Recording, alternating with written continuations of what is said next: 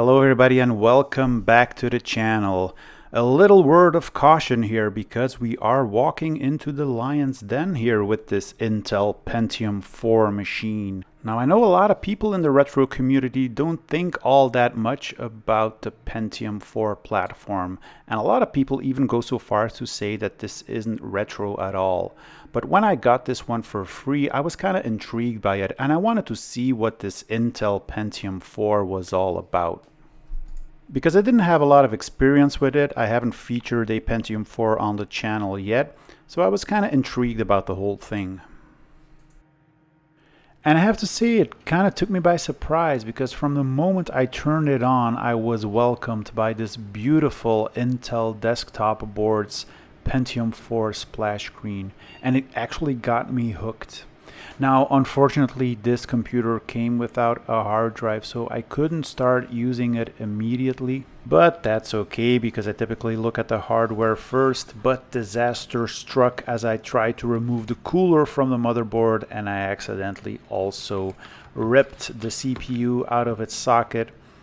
Now I was able to remove the CPU from the cooling block like so, and I did have the computer turned on for a while before I attempted to remove the CPU, but still it was firmly attached to the CPU cooler. You can see a lot of gunk still on the heat spreader of the CPU, but what I also noticed is that there were a couple of pins that were bent, which would obviously cause some issues.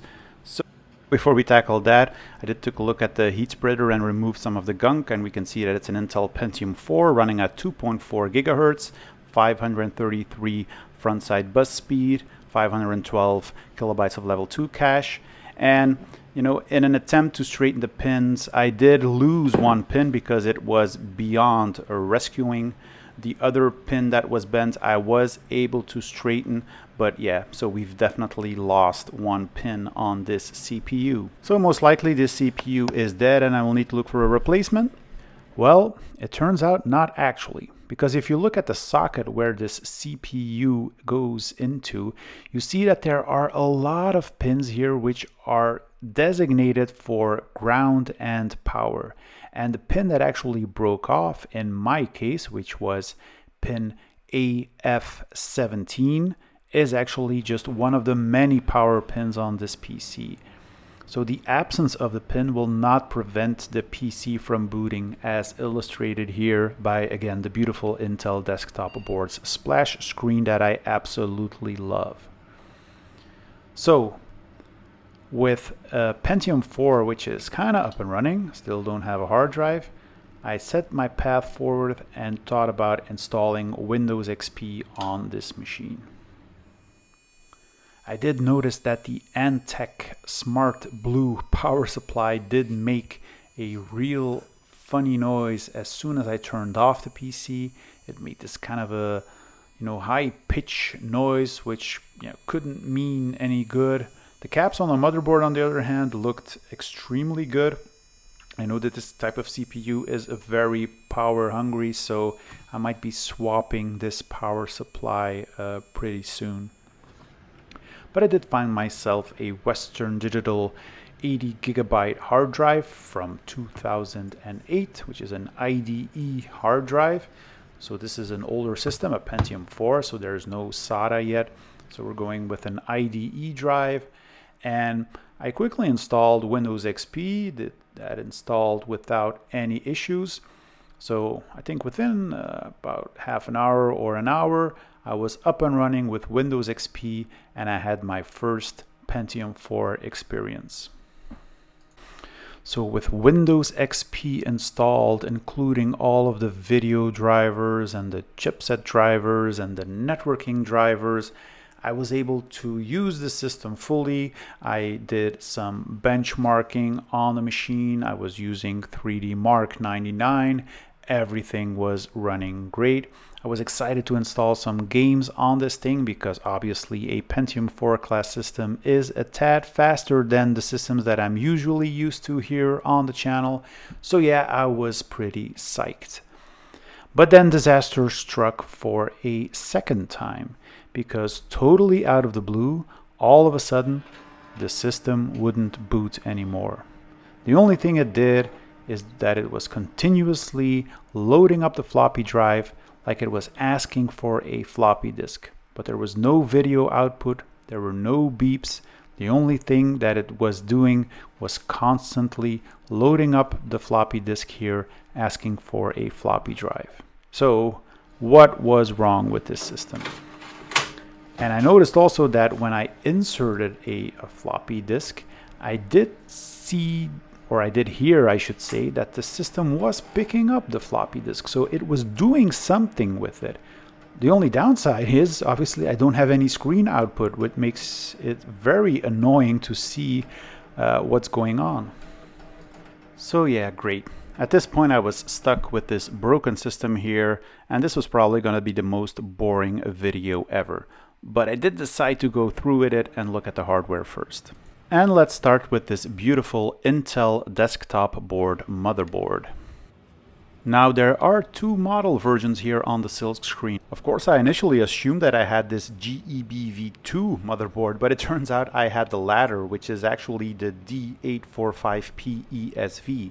So I looked up the product guide for this particular motherboard, which contains a lot of useful information that we will go into some more specifics later on in this video. We have a pretty standard I/O panel, but one component here is missing, which is a VGA connector, which is not installed on this motherboard. And that is in fact one of the differences between these two motherboard versions, is that one has integrated graphics and the other does not.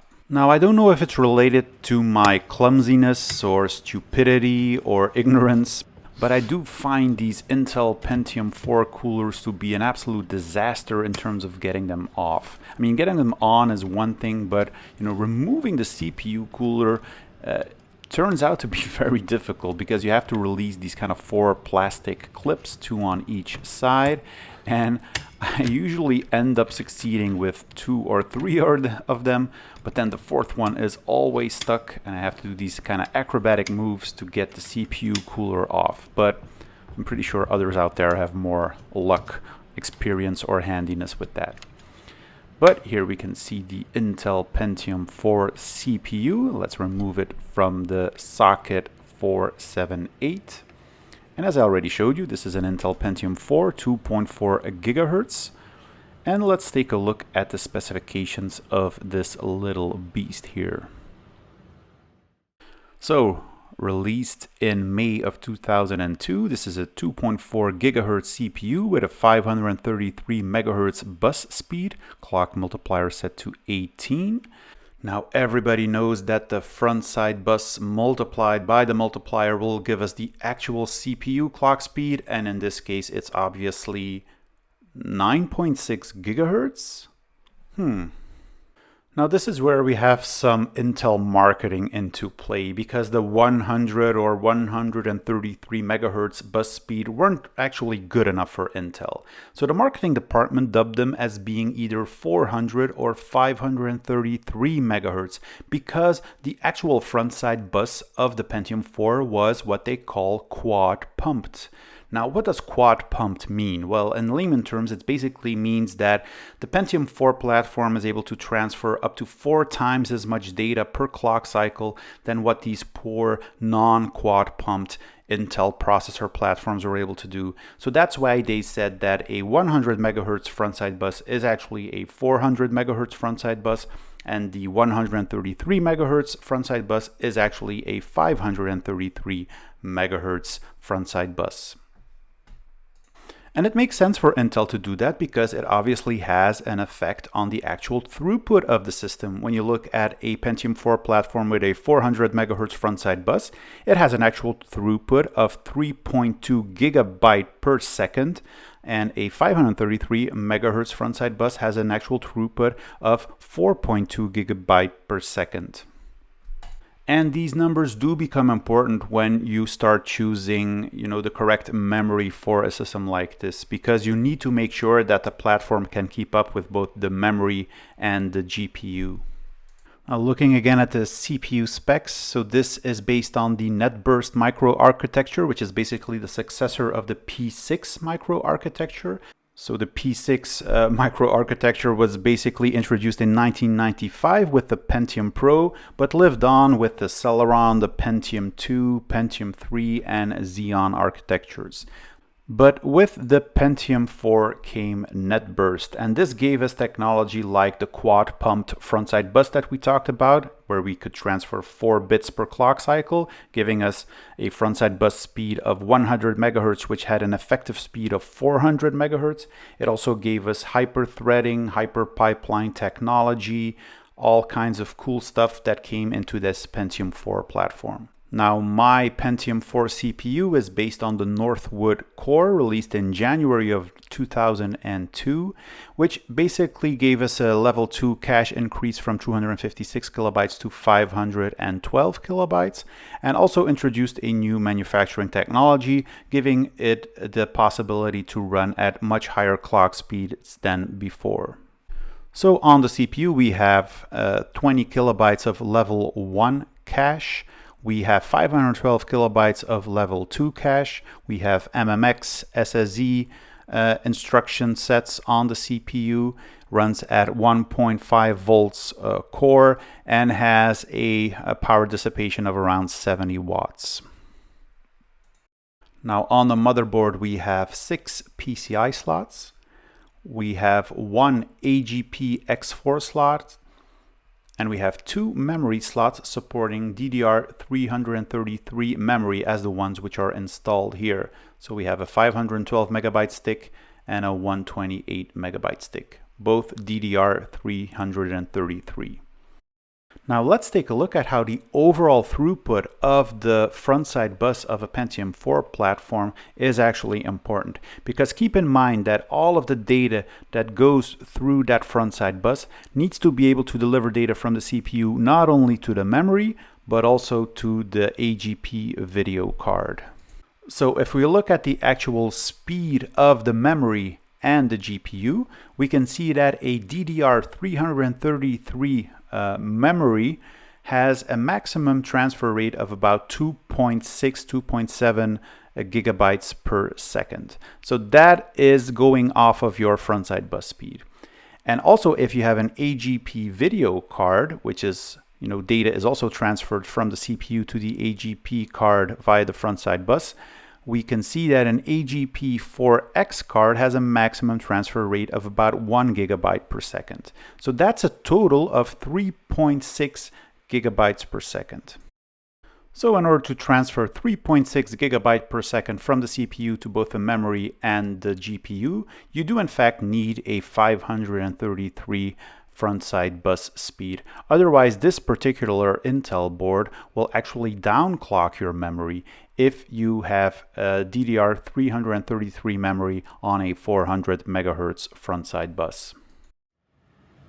Now underneath this heatsink here, we have what was formerly known as the North Bridge, but in this Pentium 4 architecture, they refer to this as the memory controller hub, which is basically your core Intel chipset of this motherboard. And this is an 845PE chipset. There is also an 845GE chipset with integrated graphics, which Intel dubbed extreme graphics. Now, I don't know what the extreme actually stands for, whether it's, extremely slow or extremely annoying or extremely boring or extremely cheap, but it definitely wasn't extreme enough to do any type of gaming with it. So yeah, this is like basic, integrated graphics 101. Decent 2D performance for desktop usage, but nothing anywhere close to be able to play 3D games. But yeah, this motherboard is the Intel 845PE chipset without the integrated graphics. So Intel basically forces us to use a discrete graphics solution, which I think is a good thing. On the motherboard, we also have a coin cell. We have an embedded speaker here. We have a multi-IO controller, which gives us, the serial and the parallel ports, the floppy disk controller, and we also have 2 IDE hard drive controllers, as well as a standard ATX power supply. Now, another important thing we need to cover is the BIOS on this motherboard and the way you configure the BIOS. Because on the motherboard, you have this BIOS config table here, which outlines how this particular BIOS config jumper should be set.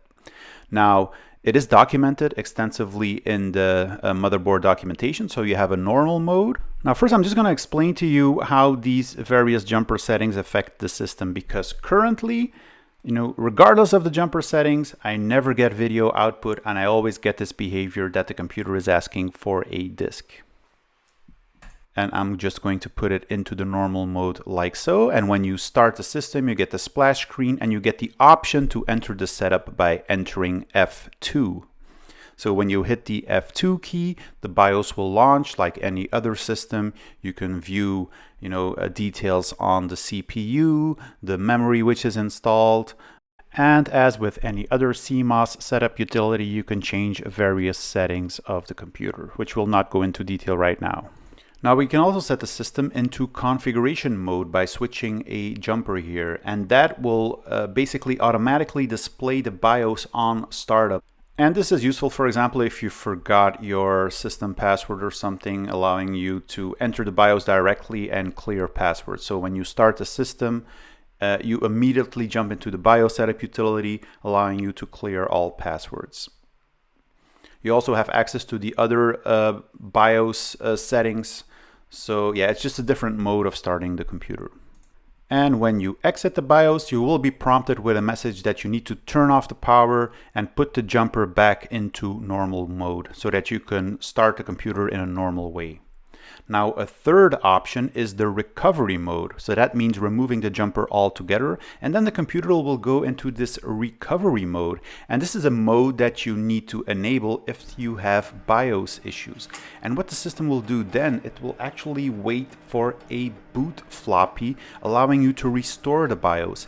And I kind of figured that the system was in this mode right now permanently, because even with the jumper set to normal or set to configuration, it would always ask for this floppy. So that was kind of a hunch for me that there was something wrong with this BIOS here. Perhaps something got corrupted and the computer couldn't start anymore. So I had to find a way to kind of reflash this BIOS. Now, of course, this was only a hunch because you can have multiple issues with a motherboard like this. It could be an issue with the capacitors, for example, because these Pentium 4 systems are very power hungry and put enormous stress on stuff like capacitors. But, visually they all looked okay. I did remove a couple of them and checked, and they turned out fine. But when I turned the board around, something else caught my eye. Here around the back of the CPU, I noticed this thing here, which is actually a trace that was completely burned and cut. So I have no idea what caused this. I didn't notice it when the system was running. Perhaps it was already there to start with. So I kind of repatched this little connection here, hoping that that would fix it. So I reestablished the continuity within this trace. But yeah, same thing.